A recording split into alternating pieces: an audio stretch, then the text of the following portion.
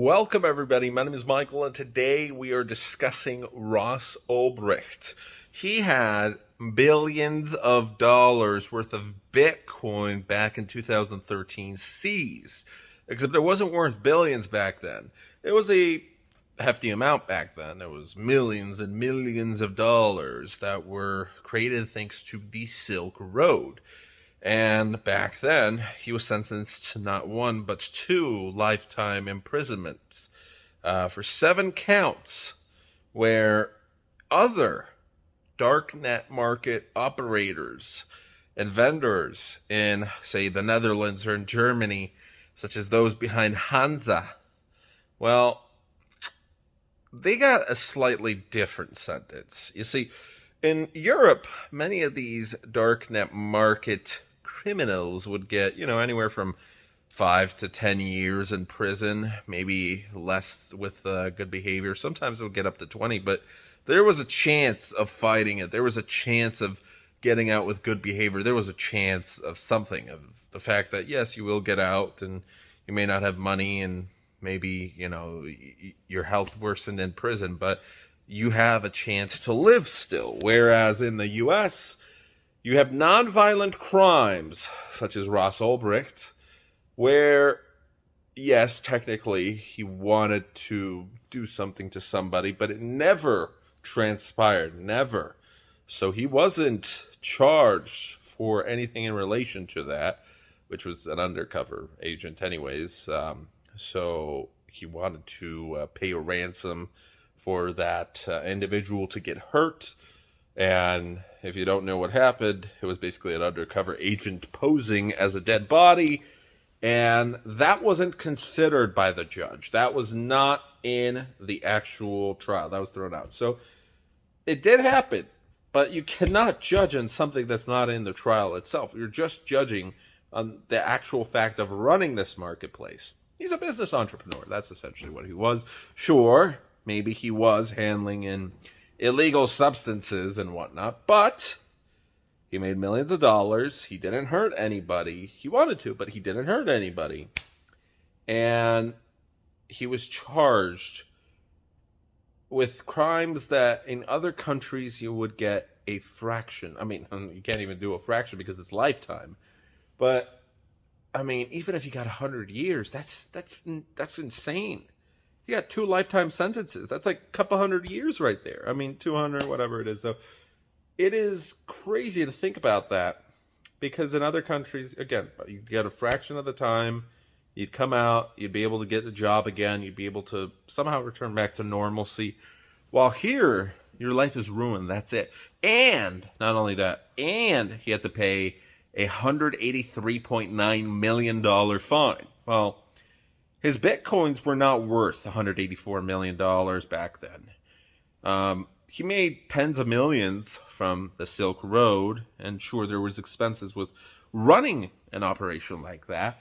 But thanks to the fact that Bitcoin did increase in price, you had a lot of criminals and their Bitcoins who were seized, who suddenly, the money grew tenfold, 100-fold, and you are able to pay all the fees.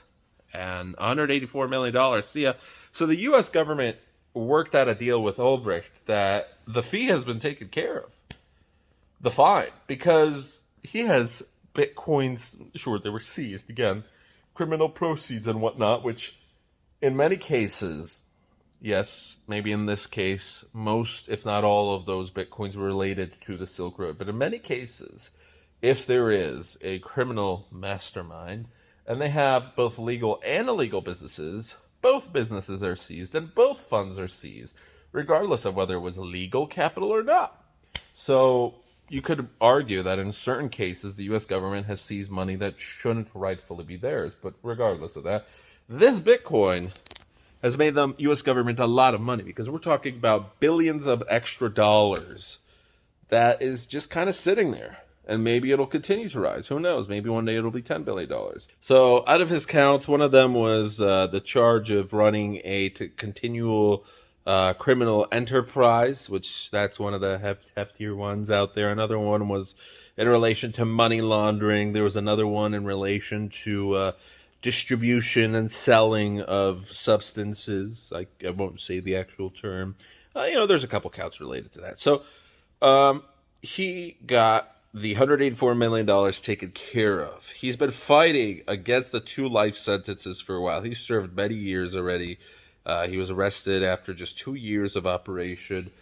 His laptop was still open. He was a Texas native, and he was busted in Cali and in a library of all places. And agents just snooped up behind him, and they didn't want him to close the laptop because if he did, it was encrypted and they would never get access to the data and evidence. But unfortunately, he got caught red-handed.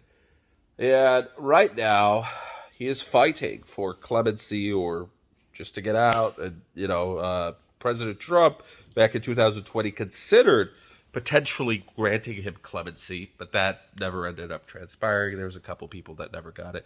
So there was a DAO that was recently created that gathered over $6.3 billion in Ethereum and NFTs, and the value of that could potentially go even further. And that is dedicated to trying to free Ross Ulbricht and potentially other prisoners as well. So I don't think Ross Ulbricht is going to give up. I honestly think he will get out eventually. I think he's going to continue to serve some time, but that would be fascinating once he did come out to see what he does later with his life. I think he is still a very bright mind, and he could make millions of dollars legally at this point. That has been the case with many of these hackers and business-minded criminals where they went to jail for 5, 10, 15 years, and then they come out and they create legal businesses and they write books. And people are curious because these are people, again, this guy made tens of millions of dollars. Who makes that? Who makes that in such a small amount of time? Sure, it's criminal, and some people would say, oh, that's easy money. Well, if it's so easy, why don't you do it? Because it's not that easy. It's not. But anyways, he made some mistakes. He was young. This was a young kid, and looks like he ruined his life because of this. So his whole thing was the fact that he was a libertarian. He was fighting against the government, and he saw Bitcoin as a way to kind of liberate himself and other people from this nightmare. And maybe his views were controversial. Of course they were. But there's a lot of people in cryptocurrency that love freedom. And no matter which ideas, political spectrums, and whatnot you have in your head and which side you're from, it doesn't matter. Because whether you're in cryptocurrency or not, I think freedom is an important concept for many Americans. And if you're outside of America, of course, you want to have the freedom to be able to do whatever you want, the freedom to speak, the freedom to be able to use your money however you want, and just have a great life outside. Well, unfortunately, there's certain countries where there's a lot of restrictions, and Ross Ulbricht thought that maybe cryptocurrency was the answer to fight against that. There's still a lot of people that do.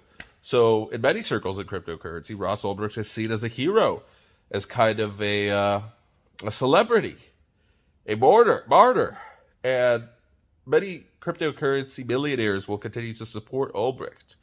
Now, whether he gets out or not, I do think that his case is a great example of the fact that there are many thousands, probably tens of thousands of prisoners in America. We're wasting our taxpayer money to keep them housed, where, again, nonviolent crimes, and that there are violent criminals who get out after a couple of years. It just doesn't make sense. The legal system does not make sense. So, I wish Ross Ulbricht all the best. But anyways, that was just a little update. The U.S. government is basically using his money that was seized and whatever. They have billions of dollars. So what do you think? Thanks so much for watching. Have a great rest of your day. See ya. Bye.